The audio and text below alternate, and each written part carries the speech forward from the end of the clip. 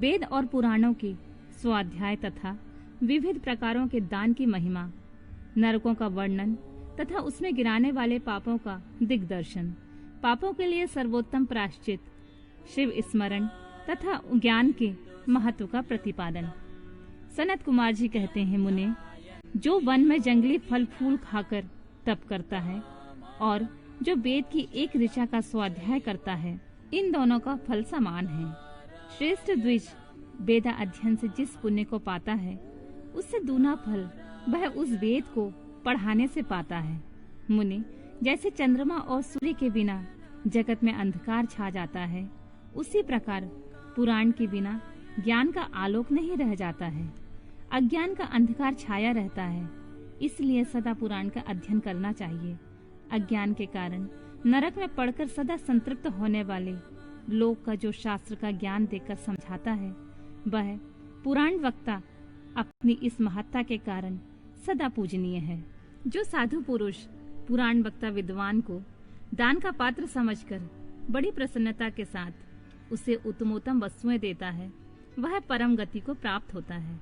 जो सुपात्र ब्राह्मण को भूमि, गौ, रथ, हाथी और सुंदर घोड़े देता है, उसके पुण्य फल का वर्णन सुनो। वह इस जन्म में और परलोक में भी संपूर्ण अक्षय मनोरथों को पा लेता है तथा अश्वमेघ यज्ञ के फल का भी भागी होता है। मुनीश्वर, जो पुरुष भगवान शिव की कथा सुनता है, वह कर्मों के विशाल वन को जलाकर संसार में तर जाता है। जो 2 घड़ी, 1 घड़ी अथवा 1 क्षण भी भक्ति भाव से भगवान शिव की कथा सुनते हैं, उनकी कभी दुर्गति नहीं होती है। मुने, संपूर्ण दानों अथवा संपूर्ण यज्ञों में जो पुण्य होता है, वही फल शिव पुराण सुनने में अविचल रूप से प्राप्त हो जाता है। व्यास जी, विशेषतः कलियुग में पुराण श्रवण के बिना मनुष्य के लिए दूसरा कोई श्रेष्ठ धर्म नहीं है। वही उनके लिए मोक्ष और ध्यान रूपी फल देने वाला बताया गया है। शिव पुराण का श्रवण और शिव नाम का कीर्तन मनुष्य के लिए कल्प वृक्ष का रमणीय फल है, इसमें संशय नहीं है। यज्ञ, दान, तप और तीर्थ सेवन से जो फल मिलता है, उसी को मनुष्य पुराणों के श्रवण मात्र से पा लेता है। प्रतिदिन सुपात्र लोग को बड़े बड़े दान देने चाहिए। वे दान के दाता के उद्धारक होते हैं। प्रियवर, सुवर्ण दान, गौ दान और भूमि दान ये पवित्र दान हैं, जो दाता को तो तारते ही हैं, लेने वालों का भी उद्धार कर देते हैं। सुवर्ण दान, गौ दान और पृथ्वी दान, इन श्रेष्ठ दानों को करके मनुष्य सब पापों से मुक्त हो जाता है। तुला दान की तो बड़ी प्रशंसा की गई है। गौ और पृथ्वी के दान भी प्रशस्त एवं समान शक्ति वाले हैं, परंतु सरस्वती का दान इन सबसे अधिक उत्तम है। नित्य दुही जाने वाली गाय, छाता, वस्त्र, जूता और अन्न और जल, ये सब वस्तुएं याचकों को देनी चाहिए। ब्राह्मणों को तथा अपीड़ित याचकों को जो संकल्प पूर्वक धनादि वस्तुओं का दान किया जाता है, उससे दाता मनस्वी होता है। लोक में जो जो अत्यंत अभीष्ट और प्रिय हैं, वह यदि घर में हो तो उसे अक्षय बनाने की इच्छा वाले पुरुषों को, गुणवान पुरुष को दान करना चाहिए। तुला पुरुष का दान सब दानों में उत्तम है। जो अपने लिए कल्याण चाहे, उसे तराजू पर बैठना और अपने शरीर से तौली गई वस्तुओं का दान करना चाहिए।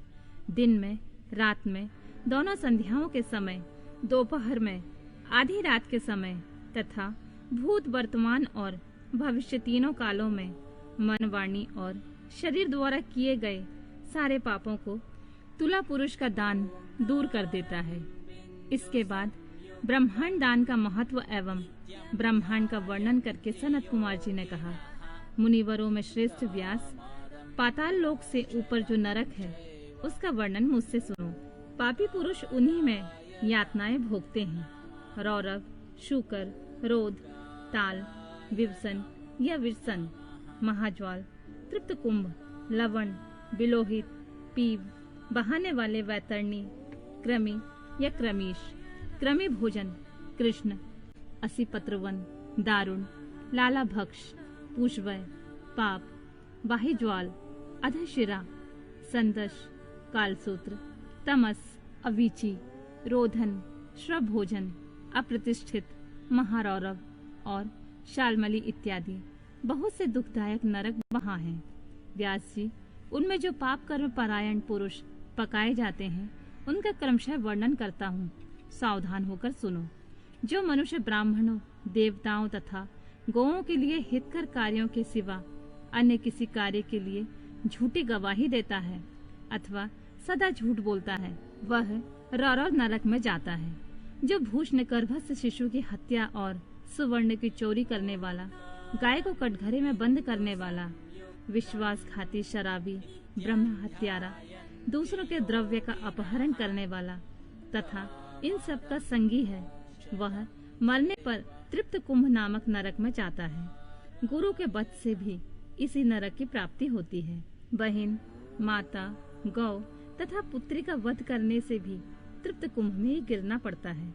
साध्वी स्त्री को बेचने वाला, अधिक ब्याज लेने वाला, केश विक्रय करने वाला तथा अपने भक्तों को त्यागने वाला, ये सभी पापी तृप्तलोह नामक नरक में पकाए जाते हैं।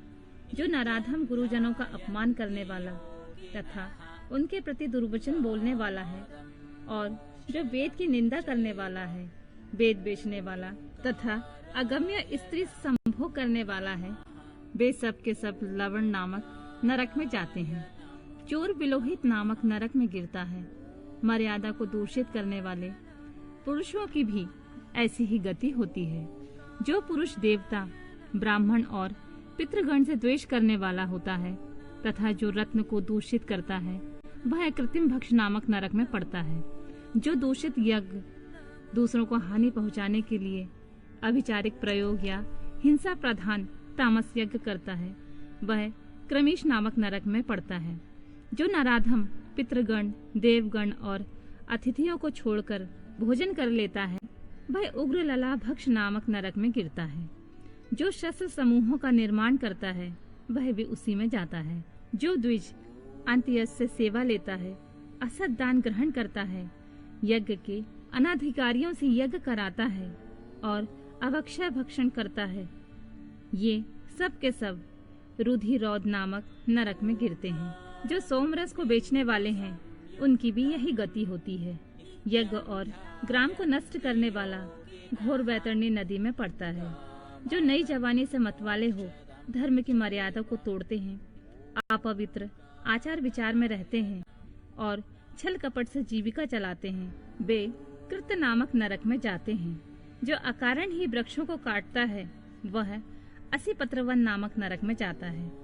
भेड़ों को बेचकर जीविका चलाने वाले तथा पशुओं की हिंसा करने वाले कसाई वही ज्वाल नामक नरक में गिरते हैं। भ्रष्टाचारी ब्राह्मण, क्षत्रिय और वैश्य तथा जो कच्चे खपड़ों अथवा ईंटों आदि को पकाने के लिए पजाबे में आग देता है, वे सब उसी बाही ज्वाल नामक नरक में गिरते हैं। जो व्रतों का लोप करने वाले तथा अपने आश्रम में गिरे हुए हैं, वे दोनों प्रकार के पुरुष अत्यंत दारुण संदस नामक नरक की यातना में पड़ते हैं। जो ब्रह्मचारी होकर भी स्वप्न में वीर खलन करते हैं और जो पुत्रों से विद्या पढ़ते हैं, वे श्रभभोज नामक नरक में गिरते हैं। इस तरह ये तथा और भी सैकड़ों हजारों नरक हैं, जिनमें पाप कर्मी प्राणी यातनाओं की आग में डालकर पकाए जाते हैं। उन उपयुक्त पापों के समान और भी सहस्त्र पाप कर्म हैं, जिन्हें नरकों में पड़कर मनुष्य भोगा करते हैं। जो लोग मन, वाणी और क्रिया द्वारा अपने वर्ण और आश्रम के विरुद्ध कर्म करते हैं, वे नरक में गिरते हैं। नरक के सिर नीचे करके लटकाए जाते हैं। प्राणी स्वर्ग लोकों में रहने वाले देवताओं को देखा करते हैं और देवता लोग भी नीचे दृष्टि डालने पर उन सभी अधोमुख नार की जीवों को देखते हैं।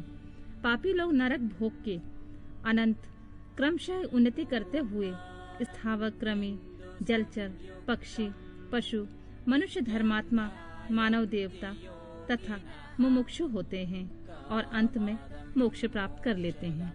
जितने जीव स्वर्ग में हैं, उतने ही नरक में हैं। जो पापी पुरुष अपने पाप का प्रायश्चित नहीं करता, वही नरक में जाता है।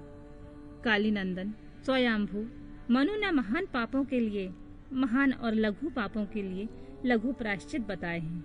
उन अशेष पाप कर्मों के लिए जो प्रायश्चित संबंधी कर्म बताए गए हैं, उन सब में भगवान शंकर का ही स्मरण सर्वश्रेष्ठ प्रायश्चित है।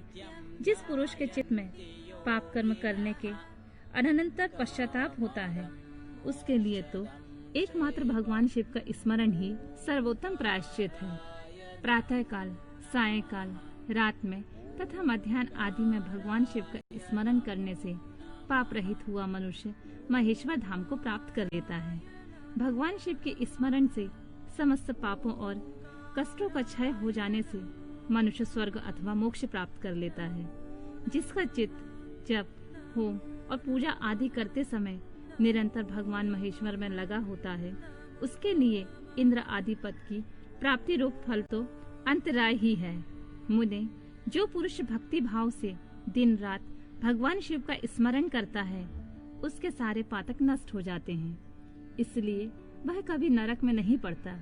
नरक और स्वर्ग ये पाप और पुण्य के ही एक दूसरे नाम हैं।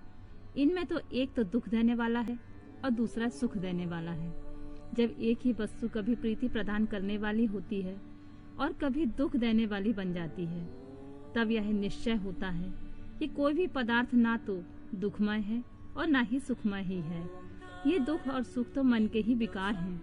ज्ञान ही परब्रह्म है और ज्ञान ही तात्विक बोध का कारण है। यह सारा चराचर विश्व ज्ञानमय ही है। उस परम विज्ञान से भिन्न दूसरी कोई वस्तु नहीं है।